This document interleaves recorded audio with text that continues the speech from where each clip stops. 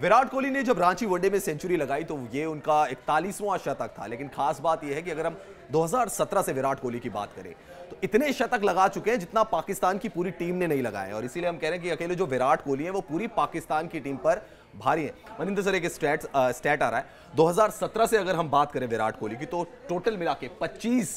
International शतक उन्होंने लगाए, जबकि पूरी पाकिस्तान की जो टीम है, पूरी टीम का अगर हम शतकों को कैलकुलेट करें तो सिर्फ 24 शतक हैं। वहीं वनडे की अगर बात करें मनी सर, वनडे 2017 से अगर हम कैलकुलेट करें तो 15 शतक लगाए विराट कोहली ने, और पूरी पाकिस्तान की जो टीम है उन्होंने लगाए 14 शतक। तो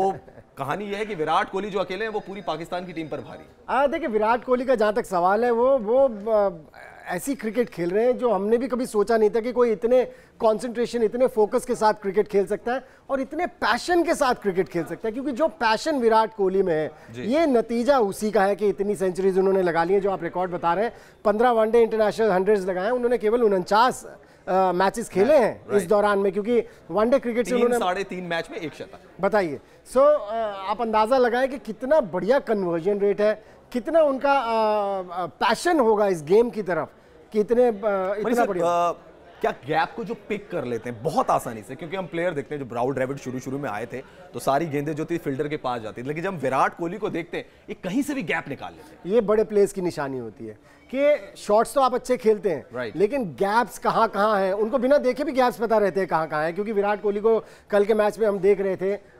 जो तीसरा वनडे इंटरनेशनल था, उन्होंने कई शॉट्स ऐसे खेले जहां पर कि आपकी पीठ के पीछे फील्डर्स थे, लेकिन वो ऐसे गैप में गए कि किसी भी फील्डर के पास कोई मौका नहीं था और 15 कदम दूर थे एक दूसरे से। सो ये बड़े प्लेयर्स की निशानी होती है। ये सचिन तेंदुलकर के साथ भी हम देखते थे, ये डेवलप की थी राहुल द्रविड़ ने बाद में बिल्कुल शुरू में आए थे तो वो भी बिल्कुल हाथ में खेलते रहते थे तो गैप पिक नहीं कर पाते थे, लेकिन बाद में उन्होंने गैप पिक करनी शुरू की और रन स्कोर किए। ये तभी हो सकता है जब आप नेट्स में मेहनत करें, क्योंकि नेट्स एक ऐसी जगह है जहां आप अपना कैरेक्टर बनाते हैं और फिर उसे मैदान के ऊपर आप उतारते हैं, जो कि राहुल द्रविड़ ने बहुत मेहनत की है वहां पर। वीवीएस लक्ष्मण की बात करें, गैप्स ढूंढने में कितने कामयाब रहते थे, उनकी टाइमिंग कितनी बढ़िया रहती थी। सो ये जो भी बड़े दिग्गज होते हैं, जो ग्रेट प्लेयर्स होते हैं, जिनमें ग्रेट बनने की क्षमता होती है, वो उनमें ये क्वालिटी भी होती है। मनी सर, एक चीज हम और देख रहे हैं विराट कोहली के साथ कि जब हम किसी भी सीरीज में उनके पहले शतक की बात करते हैं, हम कहते हैं कि अभी सचिन तेंदुलकर के इतने क्लोज जाएंगे, फिर हम देखते हैं दूसरे या तीसरे वनडे में फिर एक और सेंचुरी आ जाती है और वो और इंच क्लोजर चले जाते हैं। जैसे कि अब हम देख रहे हैं कि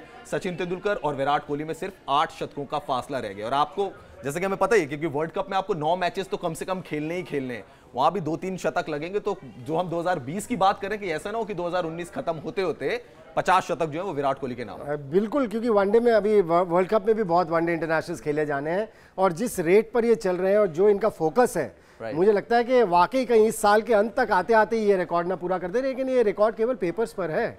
क्योंकि अगर आप वैसे देखें तो विराट कोहली ने 225 इनिंग्स खेली हैं,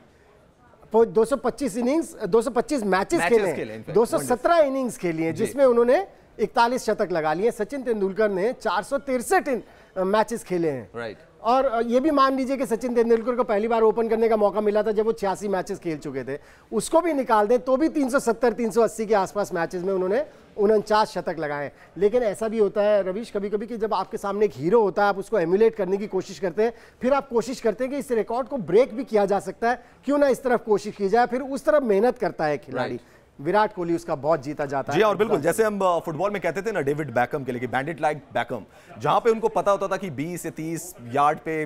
दूसरा खिलाड़ी होगा, वहीं पे किक जाती थी एग्जैक्टली उनके लेफ्ट फुट पे मानिए तो लेफ्ट फुट पे जाएगी, राइट फुट पे मानिए तो राइट फुट पे जाइए। चलिए मनी सर, मैं एक ट्वीट की बात करता हूं। शेन वॉर्न ने ट्वीट किया और उन्होंने कहा कि मैं शायद अभी नहीं बोल सकता कि कौन नंबर 1 बल्लेबाज है या ऑल टाइम ग्रेट कौन सा प्लेयर है डॉन ब्रैडमैन के बाद, लेकिन उन्होंने बॉलर्स के कुछ नाम दिए कि टॉप 3 उन्होंने बॉलर्स बताए। डेनिस लिली उन्होंने कहा, मैल्कम मार्शल का उन्होंने नाम लिया, वसीम अकरम का उन्होंने नाम लिया। अब मैं आपको एक चैलेंज देता हूं कि अगर विराट कोहली जैसा बल्लेबाज है, आप किस गेंदबाज को, 3 गेंदबाज के नाम बता दीजिए, कौन से 3 गेंदबाज होंगे जो आप चाहेंगे कि विराट कोहली के खिलाफ गेंदबाजी करें और आपको लगता है कि वो गेंदबाज विराट कोहली को परेशान कर सकते? देखिए 3 कम होंगे मेरे ख्याल से। बहुत बड़े बड़े दिग्गज बॉलर्स हुए हैं। एक माइकल होल्डिंग, एक मेरे बड़े फेवरेट बॉलर हुआ करते थे, जोल गार्नर, टेंशन दे सकते थे विराट कोहली, बिल्कुल परेशान कर सकते थे, क्योंकि उनमें वो क्वालिटी थी। वो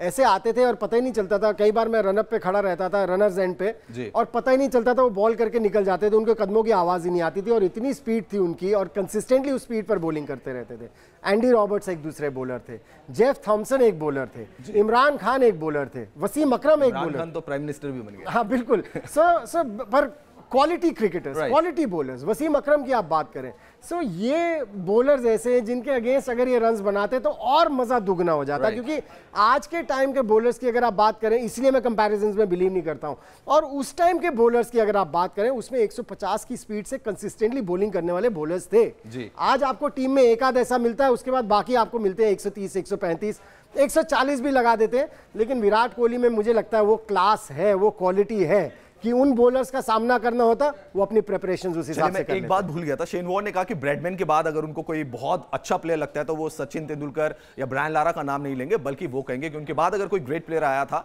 बल्लेबाजी की वो बात करे थे, तो वो थे विव रिचर्ड्स। चलिए, और ज्यादा एनालिसिस के लिए और ज्यादा खबरों के लिए आप हमारे यूट्यूब चैनल एनएन स्पोर्ट्स को सब्सक्राइब कर सकते हैं।